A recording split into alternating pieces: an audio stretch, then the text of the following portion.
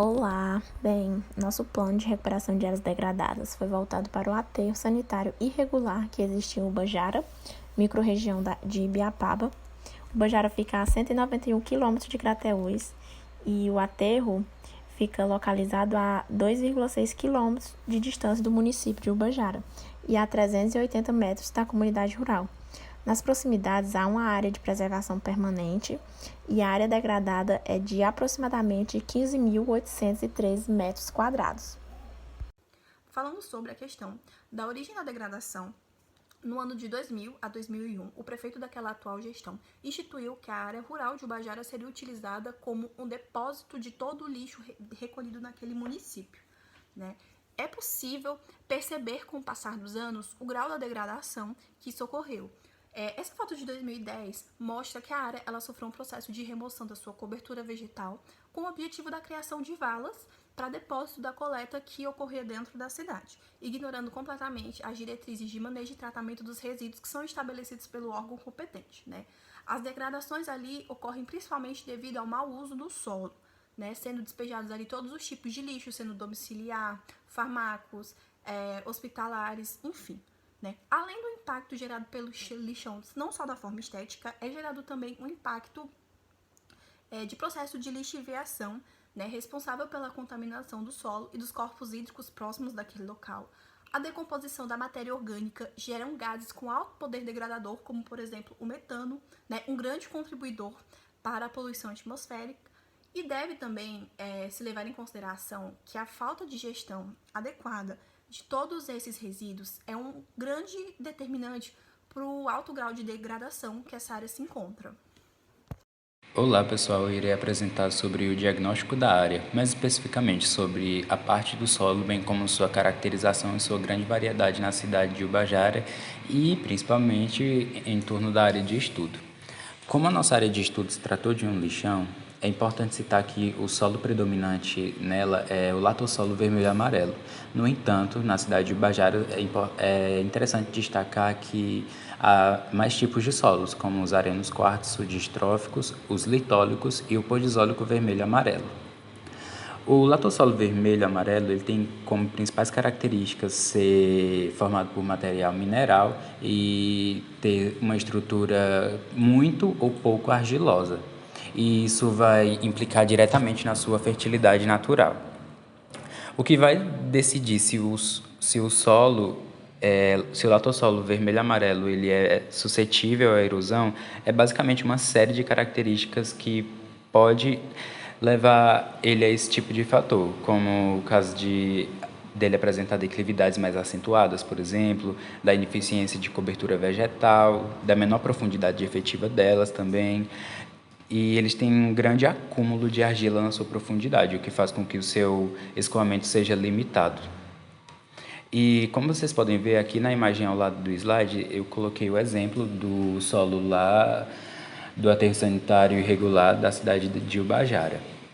É importante falar também sobre o uso do solo. Basicamente, o uso do solo, desde os anos de 2000 até atualmente, o uso do solo da área ele não teve uma grande oportunidade. Ele basicamente centrou em atividades que fazem uso predominante, seja do uso direto, por exemplo, da agricultura e da pastagem, ou seja, em atividades mais ligadas à agropecuária. Bem, mais um tipo de diagnóstico da área é a cobertura florestal. Em áreas desse tipo, que tem esse tipo de descarte de resíduos, a vegetação é mínima, devido ao tipo de resíduos que são depositados e à contaminação do solo. Mas de uns anos para cá vem melhorando, pois no entorno cresceu uma vegetação de algumas espécies de plantas pioneiras resistentes que estão colonizando o local, como carnaúba e principalmente em áreas em que o solo está mais estabilizado, onde ocorreu a decomposição de sólidos. Em relação à fauna, não são habitats favoráveis para uma fauna diversificada devido à natureza da eliminação de resíduos.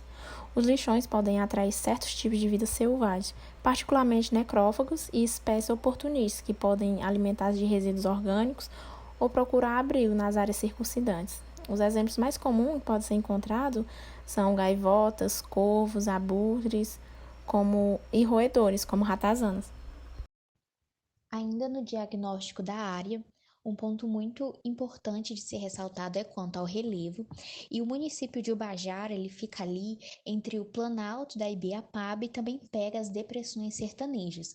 Algumas características importantes do Planalto da Ibiapaba é que ele vai ser conhecido também como Ilhas de Umidade. Por que esse nome? Porque ele possui elevações que fazem com que o clima nele seja um tanto mais diferente do que no semiárido nordestino, né? Acontecendo maior índice pluviométrico, uma temperatura mais amena, né? Ele atinge essas temperaturas mais baixas, fazendo com que seja mais parecido e até desenvolva algumas plantas, né, que são típicas ali da Mata Atlântica e também da floresta amazônica. Já a parte que é de acordo com as depressões sertanejas, já são áreas mais semelhantes ao semiárido, vai apresentar também temperaturas mais quentes, né, mais elevadas, um índice pluviométrico mais baixo, vai ser meio que um contraste, né, com o Planalto da Ibiapaba. E aí, em Ubajara, vai estar localizado entre esses dois relevos principalmente. Agora sobre os serviços ecossistêmicos, que só para contextualizar, nessa área de aterro sanitário irregular de Ubajara, ele, devido ao péssimo manejo, o manejo inadequado do solo, faz com que o solo não desempenhe seus principais serviços ecossistêmicos, que são essenciais para estruturar toda a vida na Terra.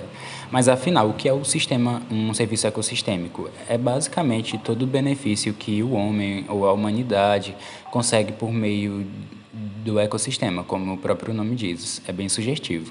Alguns dos serviços que o solo presta à humanidade podem ser citados, como está aqui no slide: o suporte para a biodiversidade, o crescimento das plantas, a estocagem, a regulação e a liberação de nutrientes e elementos, bem como também ser provedor de matérias-primas, como é o caso de minerais. Tendo em vista que o crescimento das plantas está diretamente ligado ao abastecimento humano, a produtividade das plantas para o setor agrícola, é importante citar que as atividades de agricultura e pecuária elas são estritamente prejudicadas nisso. Logo, o solo ele não é capaz de prover esses serviços, então gera meio que um esgotamento dos serviços ecossistêmicos devido a esse projeto, a essa área de aterro sanitário irregular. E quanto às iniciativas de recuperação, infelizmente, de acordo com os dados que nós obtemos, ele não há iniciativas de recuperação de fato na cidade, né, nessa área de aterro sanitário irregular, devido que o máximo que ele teve foi um projeto, mas que ele nunca saiu do papel, ele apenas foi projetado, mas nunca foi à prática de fato. Agora chegamos na parte do objetivo geral, com essa elaboração do PRAD, e principalmente vai ser a recuperação, né, de uma área que foi atingida por atividades nocivas ao meio natural. E isso aconteceu muitas vezes por uma gestão que não foi tão eficiente, né, dos resíduos sólidos, já que nós estamos com o plano de estar recuperando uma área de lixão, que ficaram lá acumulados, né, porque não foi dado a devida finalidade a eles, né? Então, visa também no objetivo geral destinar esses resíduos a um manejo correto, né?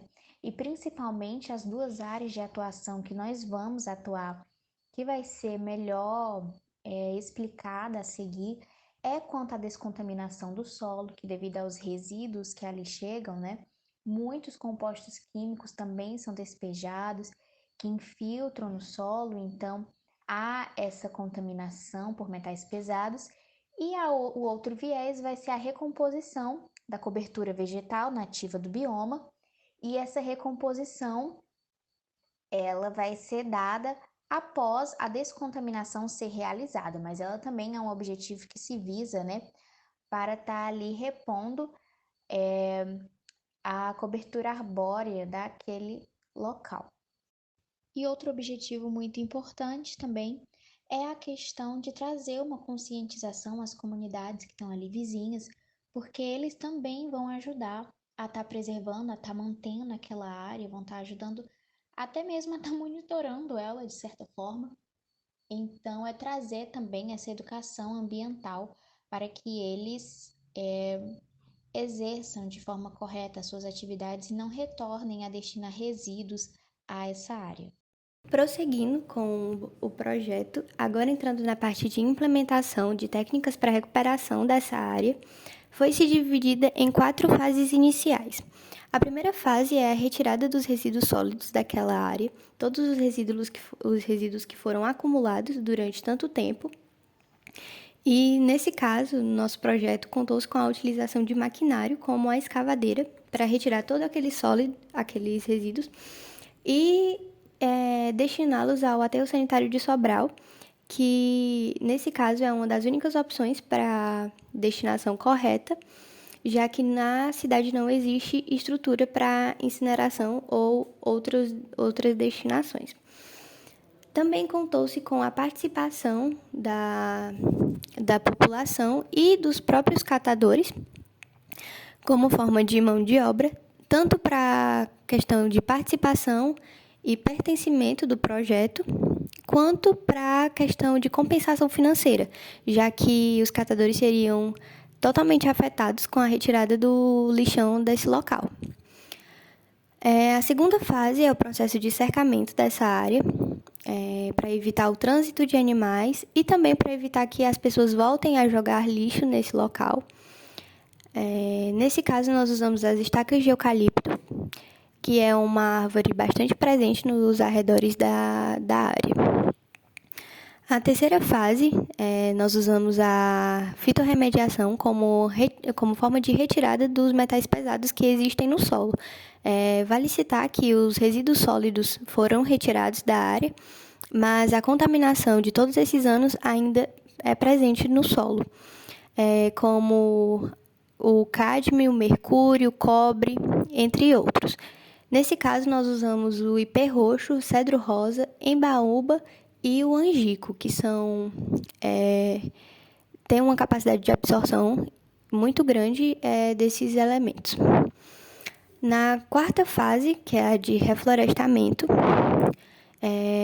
contou-se com o alinhamento de espécies pioneiras e secundárias iniciais, alternadas com linhas de secundárias tardias e climáceas. Vale citar que essas espécies são nativas tanto da Caatinga quanto da Mata Atlântica, que são os biomas dessa área. Algumas das espécies são aleluia, cedro, jacarandá, louro, mandiocão, tamboril, sabiá, entre outros.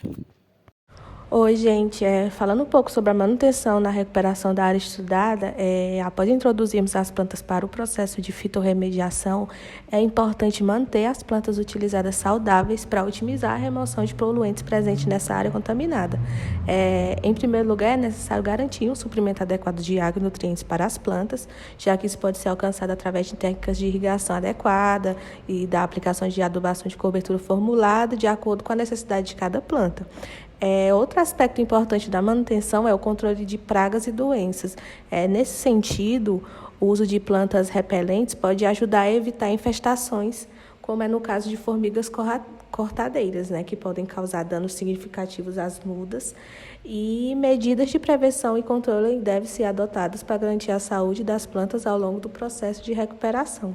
A gente vê aqui no slide alguns pontos sobre que é durante o reflorestamento dessa área recuperada, que é necessário realizar o coroamento das mudas, que é eliminando as ervas daninhas que competem por recursos. Aí temos a adubação de cobertura com biofertilizantes, que é essencial para suprir os nutrientes necessários ao solo. Temos o tutoramento das plantas, que é para ajudar a proteger de danos mecânicos e promove um crescimento mais rápido e resistente ao vento, que no caso a gente usa o cano de PVC, que é para manter ela firme.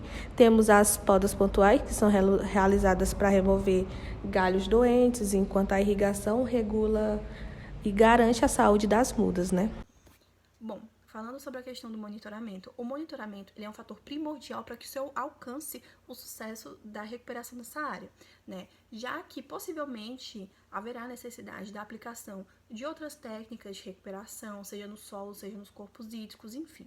Por se tratar de uma área com grau de contaminação muito alto, é interessante a gente monitorar alguns pontos mais específicos, como por exemplo o solo, para a gente monitorar questões como a composição química e física desse solo, o pH, se ele está mais ácido, se ele está mais básico, né? O grau da contaminação por substâncias e a presença dos nutrientes essenciais para o desenvolvimento da cobertura vegetal.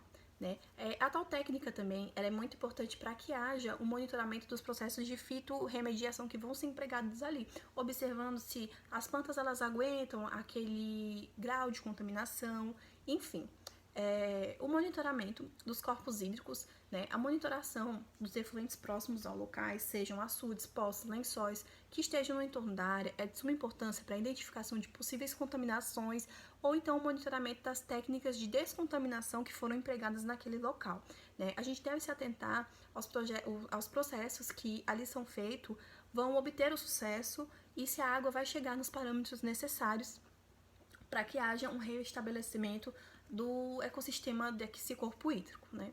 Outro importante indicador é o monitoramento da fauna e da flora, que indicam, né, que está tendo uma qualidade, está tendo uma recuperação, está tendo um restabelecimento do ecossistema dessa área, que os animais estão voltando, está tendo dispersão de sementes. Isso é de grande importância para ter um sucesso, para saber se está ocorrendo o sucesso desse projeto. E também o monitoramento das espécies invasoras, né? Necessita-se verificar de forma bimestral, semestral, enfim, a presença de formigas, gafanhotos nas áreas de revegetação, né? Caso necessário, a gente precisa entrar com questão do controle químico. Além disso, também deve-se identificar possíveis espécies de plantas invasoras que causem sufocamento daquelas espécies pioneiras e secundárias que foram implantadas naquele local, né? Caso seja constatada a morte ou então a invasão dessas espécies, é interessante que a gente repare ou substitua imediatamente as plantas que estão alocadas ali. Aqui temos o cronograma de execução, né, que é o cronograma de implantação, monitoramento e de manutenção. Temos aqui o período de implantação, que foi a retirada dos resíduos sólidos, o cercamento da área, a implantação de fitorremediação e o método de alinhamento de espécies pioneiras e secundárias iniciais. Após a implantação, a gente fez a primeira manutenção, né, que a gente vai fazer o monitoramento do solo, ver como é que está o solo, a questão de se tem algum tipo de contaminação ainda presente. A gente vai ver se teve presença de alguma formiga, de alguma praga ali presente também na área já no processo de recuperação, e temos a questão do coroamento, a adubação de cobertura, o tutoramento e podas e irrigação. Aí, após a manutenção do segundo, terceiro e quarto ano, a gente vai ver a questão do controle químico de formigas cortadeiras também. Pronto, agora que a gente saiu do cronograma de execução, vamos dar prosseguimento olhando agora sobre o orçamento, um orçamento básico que fizemos com os principais materiais que vão ser necessários. E aqui, esse primeiro é especificamente para a descontaminação da área, que é a primeira fase da recuperação. E nós colocamos aqui a utilização de algumas mudas pelo uso da fitorremediação, mudas que fazem, né, essa absorção dos metais que estão lá infiltrados no solo.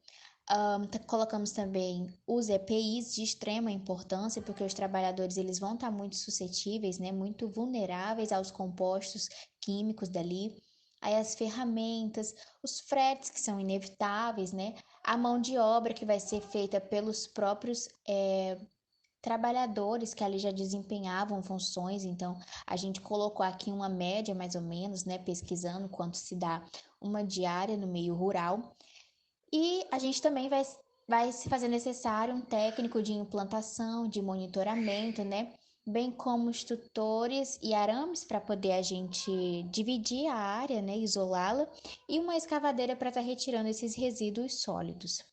E aí a gente teve, nesse primeiro momento, um valor total de R$ 122.074,22. centavos, já contabilizando tudo e multiplicando aí bem direitinho. Agora, para o segundo momento, a gente vai ter o orçamento básico para o reflorestamento, que foi feito de forma muito semelhante, só que foram tiradas algumas coisas, né? Como, por exemplo, os EPIs, as ferramentas já vão ter sido compradas, então não há necessidade de comprar novas. A gente adicionou mais mudas para garantir uma maior biodiversidade ali naquela área para o reflorestamento. E aí, novamente, vai ser necessária mão de obra, que também vai ser com os mesmos trabalhadores, né?